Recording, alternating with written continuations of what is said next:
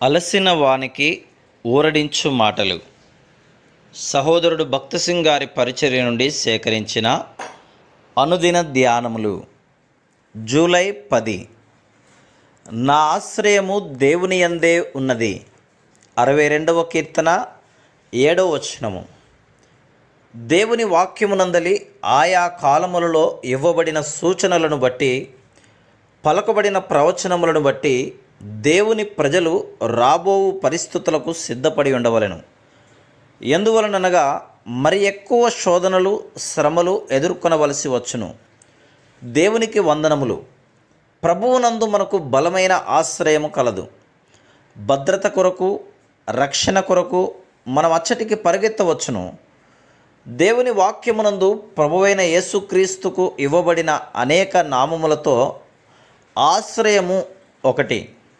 యెహోవా నా శైలము, నా కోట, నన్ను రక్షించువాడు, నా కేడెము, నా రక్షణ శృంగము, నా ఉన్నత దుర్గము, నా దేవుడు, నేను ఆశ్రయించి ఉన్న నా దుర్గము. కీర్తన 18:2. ఇంకను సైన్యములకు అధిపతియగు యెహోవా మనకు తోడై ఉన్నాడు. యాకోబు యొక్క దేవుడు మనకు ఆశ్రయమై ఉన్నాడు. 46వ కీర్తన 7-11 వచనములు. ఎవరైతే తమ స్వంత రక్షకునిగా అంగీకరించిరో వారు నిత్యమైన ఆశ్రయము కొరకు ఆయన యొద్దకు పరిగెత్తవచ్చును. పాత నిబంధన కాలములో ప్రభువు యెహోషువతో 6 ఆశ్రయపురములను ఏర్పరచవలనని, పొరపాటున ఒక వ్యక్తిని చంపినవాడు ప్రతిహత్య చేయువాని చేతిలో పడకుండా ఆ పురములో చేరవలనని తెలిపెను. యెహోషువ 20:2-3 వచనములు. ఈ ఆశ్రయము కొద్ది కాలం వరకే, అనగా ప్రధాన యాజకుడు బ్రతికి ఉన్నంత వరకే.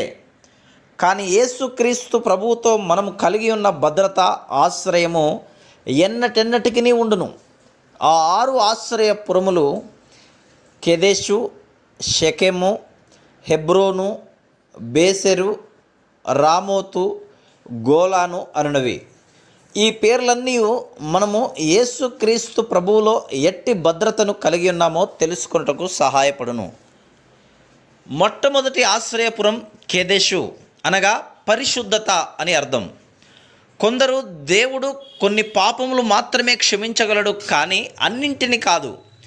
ఎందుకనగా అవి చాలా ఎక్కువగా ఉండవని తలంచుదురు. దేవుని ముందు నేనే విధంగా పరిశుద్ధముగా, నీతియుక్తముగా ఉండగలనని కొందరి హృదయములలో ఎడతెగని పోరాటం ఉండును. అందరితో సమాధానమును, పరిశుద్ధతయు కలిగి ఉండుటకు ప్రయత్నించుడి. పరిశుద్ధత లేకుండా ఎవడును ప్రభువును చూడడు.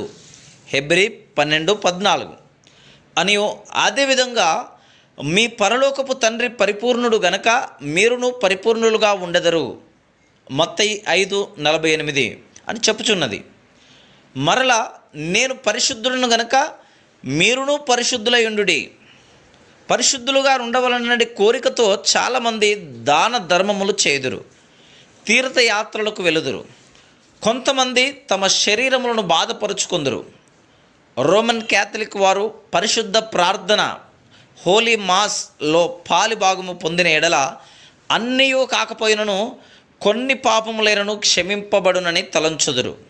ఆ విధముగా చాలామంది పరిశుద్ధముగా ఉండవలనని అనేక విధములుగా ప్రయత్నించుదురు, కానీ ఇంకను దౌర్భాగ్యకరముగా అగుదురు.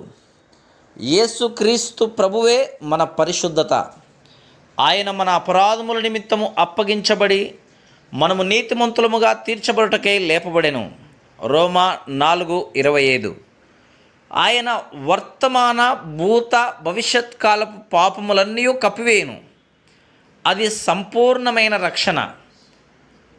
ఈ సత్యమును అనేక సంవత్సరముల తర్వాత మనము గ్రహించుదుము.